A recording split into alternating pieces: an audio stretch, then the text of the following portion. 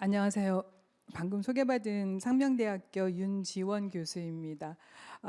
제가 맡은 주제는 앞서 발표하신 분들과 주제가 조금 다릅니다. 기술적이고 어떤 그런 부분보다는 현역, 예비 전력, 민간 전력, 세 꼭지를 지금 제가 해야 되거든요. 좀 간단하게 정리를 하겠습니다. 우선 이렇게 또 육군역 포럼에 발표 기회를 주신 관계자분들께 정말 진심으로 관심을 저한테 주시고 또 기회를 주셔서 감사를 드리겠습니다. 제가 이 주제를 받고 나서 고민을 좀 많이 했는데요. 오히려 제가 우리 군을 더 잘 이해하고 또 더 많은 연구를 할 수 있는 기회가 되었습니다. 다시 한번 감사드리겠습니다. 이제 제가 가끔 질문을 좀 받습니다. 혹시 여군 출신 아닌지 하는 질문을 많이 받는데요. 저는 여군 아니고 순수 민간인입니다. 하지만 제가 만나는 많은 분들의 90%가 제가 따져보니까 현역 또는 예비역 분들이시고요. 제가 저희 대학의 이제 국가안보학과 교수인데 제 제자들이 대부분 육군 ROTC로 초급 장교로 임관을 합니다. 그래서 군하고 늘 생활을 같이 하고 있다. 그래서 이런 주제가 저한테 어울리지 않을까 싶다는 생각을 또 다시 한번 해봅니다. 그리고 여기 현대로템 관계자분들도 와 계시는데요. 제가 최근에 또 현대로템 이사로서 활동하면서 방산 분야의 자문 연구를 또 계속하고 있습니다. 그리고 제가 이제 최근에 여군 관련해서 논문도 쓰고 또 용역을 좀 했어요. 그 일부분을 오늘 또 발표 내용에 또 첨부를 할 예정이고, 그럼 예비역과는 뭐 관련이 있느냐? 예비군도 아닌데, 그래서 제가 2021년에 상명대 국방 예비전력 연구소를 제가 만들었습니다. 어느 날 제가 예비전력에 대해서 좀 체계적으로 연구를 좀 해야 되겠다는 생각이 들어가지고요. 2021년에 개소해서 세미나도 좀 개최하고 제 나름대로 연구를 계속하고 있어서 오늘 그 일부 내용을 좀 반영했습니다.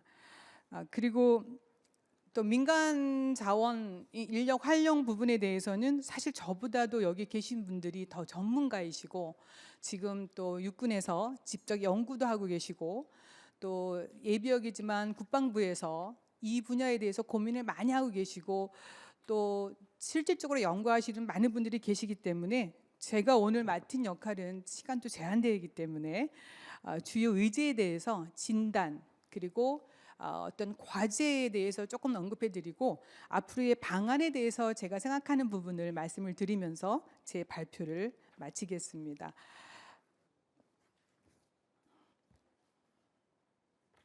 상황 인식은 지금 뭐 오전 내내 그리고 앞에서도 많은 분들이 말씀해 주셔가지고 이 부분은 제가 많은 언급을 하진 않겠습니다. 단지 한 부분만 강조를 드리고 싶은 거는 우리가 다 인지하고 있듯이 인구 감소로 인해서 인력 확보가 굉장히 어렵다. 그리고 각 군별로 오히려 경쟁 구도로 가고 있지 않느냐 이런 부분을 말씀드리고 다음으로 넘어가겠습니다. 이 부분도 물론 연구자마다 다른 내용을 말씀을 하실 수 있겠지만 지금 우리가 2차 인구 급감을 직면하고 있기 때문에 오히려 이거는 국가적 차원에서도 큰 문제가 되고 있지만 특히 육군에서는 굉장히 어려움을 겪고 있지 않습니까? 이 자료에 의하면은 2040년경의 상비 병력은 30만 명 내수 중간 수준이 될 것이다라고 지금 전망을 하고 있습니다. 자, 그래서 이제 오늘 주제에 알맞게 이러한 국제 안보 정세도 굉장히 지금 가변화되고 있고 전쟁의 양상이라든가 전투 수단도 바뀌고 가고 있는 상황에서 제가 맡은 주제 총체 전략 차원에서 현역 부분에선 저는 이제 오늘 여군 이야기를 하려고 그러고요. 예비 전력에 대해서는 지금 단기, 장기 비상근 복무 제도를 우리가 운영하고 있지만 이것이 좀 더 진척이 된다면 미국과 같은 상시 복무 제도로도 갈 수 있지 않겠느냐. 그런 부분을 간략하게 말씀을 드리고 또 가장 제가 오늘 짧은 시간이지만 강조해드리고 싶은 것이 가용 병력 자원이 이렇게 이제 효율적으로 활용을 해야 되기 때문에 인구 절감 또 간부 증원이 어려운 상황에서 비전투 분야에서 민간 자원을 어떻게 하면 최대 활용할 수 있겠느냐 특히 육군 관점에서 말씀을 드리겠습니다. 자, 여군 인력 확대는 여러분들 모두 이제 저와 비슷한 생각을 하고 계실 텐데요. 지금 이제 제가 보는 관점은 남성 병력 가용 자원이 이제 감소하고 간부 중심의 인력 구조로 우리가 전환을 하고 있는데, 그러면 인구는 절감되고 남성 간부는 또 충원이 어렵다. 그 대안으로 여군 인력 확대가 필수적이지 않느냐. 근데 또 제가 실질적으로 또 연구를 해보니까요, 여군 인력 획득이라는 게 제가 생각했던 것보다 그렇게 쉽지가 않았습니다. 지금 여군 간부 확대 규모를 제가 이제 전체 간부의 28.6%로 올려야 된다라고 이제 제 한 연구의 일부분입니다. 오늘 이 자리에서 다 말씀을 못 드리겠는데요. 그런데 사실은 현재 상황은 어떠냐? 정말 그 획득보다는 전역률이 상당히 높았습니다. 이 표에 있듯이요. 그래서 제가 여군 인력도 생각보다 어렵다. 즉 획득보다 전역률이 많다. 그러면 이거를 어떻게 해야 되겠느냐? 그래서 이제 직접 설문조사도 해보고 또 인터뷰도 좀 실행을 좀 해봤거든요. 그래서 물론 차이가 있겠지만 대체적으로 이러이러한 거를 제안을 많이들 하시더라고요. 정리를 해보니까 또 합리적 수준의 경제적 보상, 뭐 직업적 안정성 등등, 여기 이제 다 하진 않겠습니다. 이런 부분이 육군에서 좀 더 많은 관심을 가지고 정책적 보완을 해야 되지 않겠느냐. 그리고 다 저기 설명드릴 수는 없겠지만 이제 그 보직에 대한 어떤 그런 열망이 참 높았습니다. 이제 그런 부분도 우리가 계산하지 않으면 여군 간부 획득조차도 이제 어려워지고 있다라고 볼 수 있겠습니다. 자, 그다음에 두 번째 주제 상근 예비군 운영으로 넘어가겠습니다. 이 부분도 또 관련 연구하시는 분들이 여기 많이 계시는데요. 이제 총체 전력 차원에서의 상비 전력을 우리가 진짜 정말 바라봐야 된다. 이 이야기는 제가 연구소를 시작하고 다양한 해마다 세미나를 하고 64단하고도 세미나하고 수방사와도 세미나를 하고 뭐 등등 국방부와도 세미나를 하면서 이 얘기를 수차례 했는데 우리가 가야 될 길입니다. 지금 당장은 쉽지는 않습니다. 그래서 제가 표를 한번 만들어 봤습니다. 이 표를 보면은 지금 예비전력의 역할하고 한국군의 현 주소, 물론 여기 다 여러분들이 모두 다 동의하지 않을 수 있으십니다. 하지만 제가 표를 만들어 보고 제가 연구한 결과를 보여드리면 역할과 임무에 대해서는 보조 전력으로 지금, 병력 규모는 핵심 전력으로 치고, 또 전투력 지수는 보조 전력, 예산도 보조 전력, 예산이 국방 예산 전체의 1%가 아직 안 되고 있습니다. 1%를 좀 해달라, 뭐 아직 1% 가지고는 총체 전력 차원에서의 보조 전력을 넘어서지는 쉽지 않겠더라고요. 그래서 이런 부분에 대해서 국방 예산 적은데 또 윤지영 교수가 계속 예비 전력 관련해서 예산 얘기를 많이 한다는 얘기를 지금 듣고는 있는데 제가 뭐 그래도 계속 하고 싶습니다. 왜냐하면 여러 가지 요인에 의해서 우리가 또 가야 될 그런 길이기 때문에 그렇습니다. 역할 확대를 위해서 이제 비상군 예비군 제도가 벌써 이제 실시된 지 몇 년 되고 있습니다. 그 비상군 예비군 운용에 대해서는 자세한 말씀은 안 드리겠고요. 여기 이제 식별단 한계라고 했는데, 한계라기보다는 앞으로 지금 안고 있는 지금 보완되고 또 진행되고 있습니다. 이제 요거를 좀 더 보완해 달라고 제가 이렇게 말씀을 드리고 싶습니다. 지금 육군 동참부에서 굉장히 열심히 노력하고 계시거든요. 제가 또 동원전력사령부 자문이기도 한데요. 각오는 있는데 좀 더 속도를 좀 내주셨으면 어떠냐 싶어서 제가 정리를 좀 해봤습니다. 자, 요것도 지금 제가 넘어가겠습니다. 지금 현재 장기 비상군 예비군이 이제 50명 수준의 180일 이제 1년 이렇게 근무할 수 있는데, 오늘 아침 이 자리에 왔어요. 제가 들은 얘기가 내년에 200명으로 확대를 하겠다 합니다.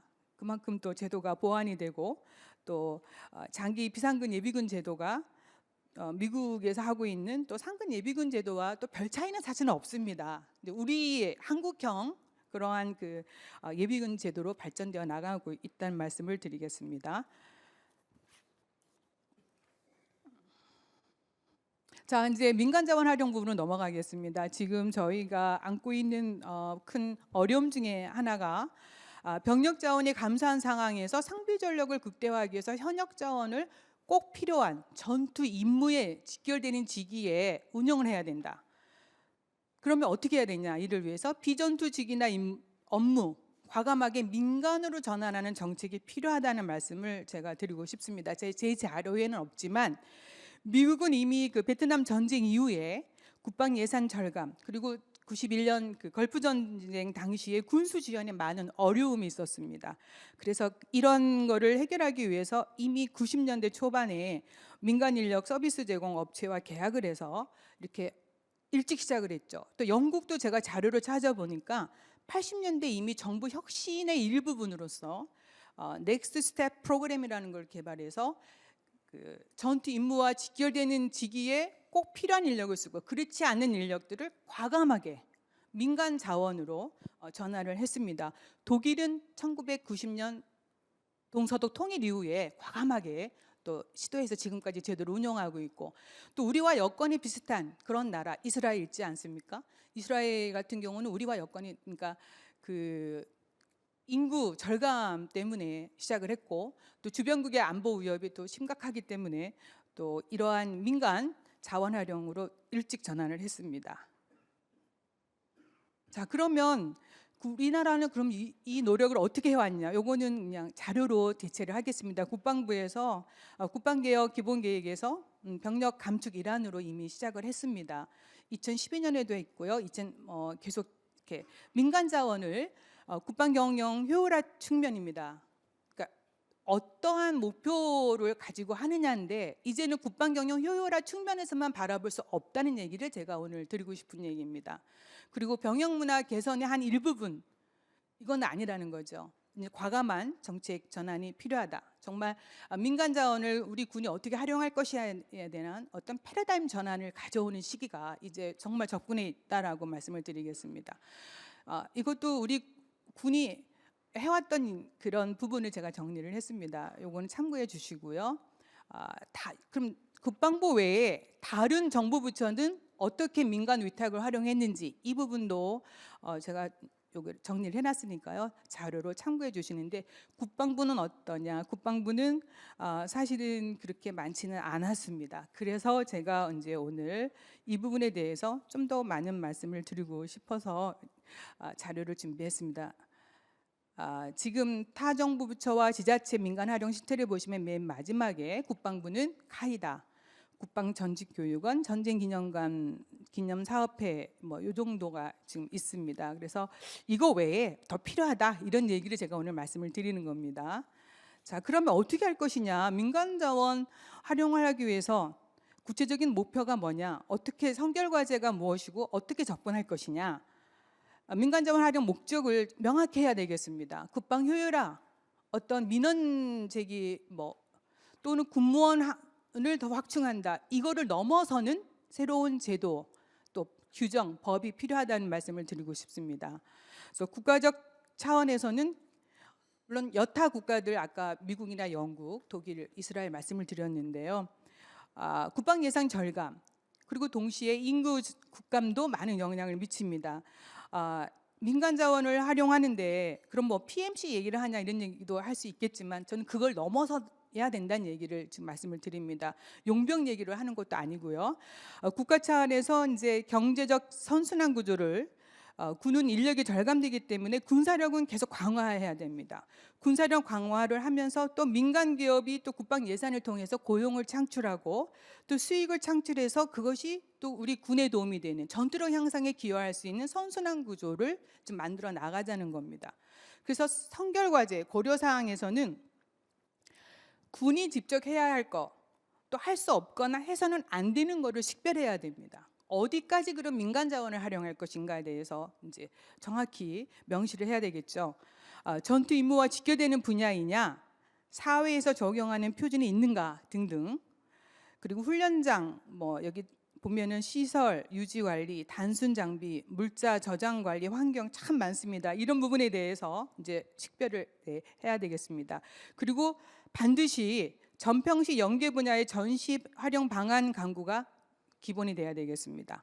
그리고 이제는 직접 고용 주체를 통합해야 돼요. 단위 부대별로 지금 하고 있기 때문에 업무가 너무 많습니다. 전투력에 집결해야 되는데 전담 조직을 만들어야 된다. 또 교육 분야 민간 자원 활용을 해서 국방 인증제 도입을 하고 인증기관을 신설해야 됩니다. 이거는 왜 필요한지 여기 계시는 많은 분들이 동감하실 겁니다.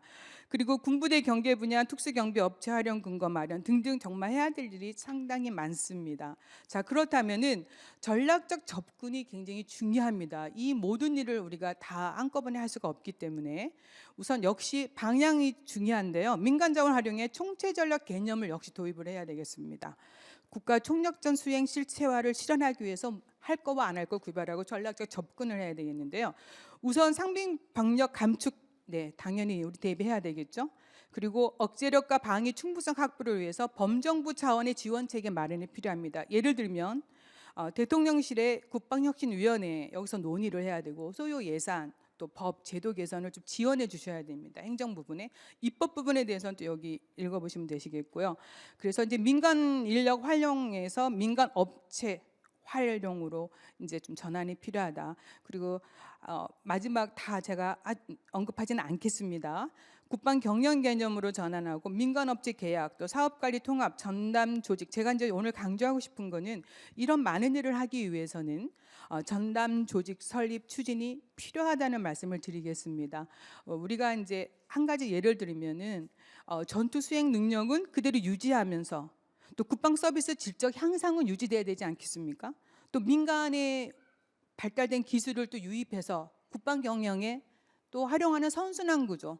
우리 젊은 청년들이 또 이 분야에 또 고용이 될 수 있습니다. 또 제대 군인을 활용한다면 안정된 임무 수행을 할 수 있습니다. 또 재교육 비용이 많이 절감이 되겠죠.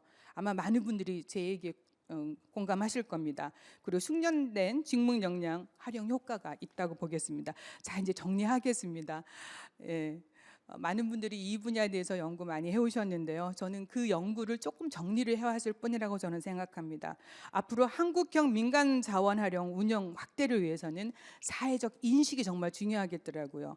또 관련해서 법 제도 보완을 해야 되는데 육군은 현안 진단을 좀 더 열심히 해주셔서 민간 자원 활용 그 소요 발굴을 정말 정확히 해주시고 단계별로 좀 해주시고요. 국방부의 소요 제기를 명확히 해주셨으면 좋겠습니다. 그리고 국방부는 추진 책임 기관으로서 정말 예전에 해왔던 거 제가 아까 간단한 몇 개 사례를 보여드렸는데 거기서 멈춰서는 안 되겠습니다.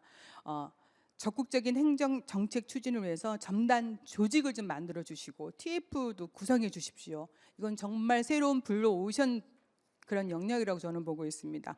국회에서는 여기 오늘 안 계신 것 같은데요. 역시 입법 추진해 주시고 예산 확보해 주시고요. 많은 일들을 해주셔야 되는데 그러면은 제가 또 한 가지 방안을 생각해 봤는데 이 제가 아까 말씀드린 많은 부분을 어떻게 한꺼번에 하겠느냐. 시범 사업을 통한 추진 단계도 필요할 것 같습니다. 다른 주요 군사 선진국에서는 이미 90년대에 이미 시작했던 일들입니다. 우리도 늦지 않았다고 저는 생각합니다. 그래서 지금 안보 환경이 계속해서 급변하고 있고요. 인구 절벽 이거는 아무도 이 부분에 대해서 반대하시는 부분 없습니다. 우리가 처한 현실입니다. 그리고 심각해지고 있습니다. 그래서 육군은 총체 전력을 유지하고 방위 충분성을 충분히 갖추기 또 미래 위협에 대비할 수 있는 기술 중심군 육성을 위해서는 이제 방향을 전환하셔야 됩니다. 민간 자원을 최대한 활용하시고 제대군이 또 우리 예벽 많지 않습니까? 좀 더 지혜를 모으고 많은 그 제도를 시행하고 추진할 때 여러분들께서 지지와 공감 그리고 동참을 해주셔야 지금 제가 오늘 발표한 이 내용이 가시적인 성과로 도출이 되고 우리 국가 안보를 튼튼히 할 수 있고 또 싸워서 승리하는 육군 육성의 기반이 되지 않을까 싶습니다. 네, 경청해 주셔서 고맙습니다. 저는 발표 마치겠습니다.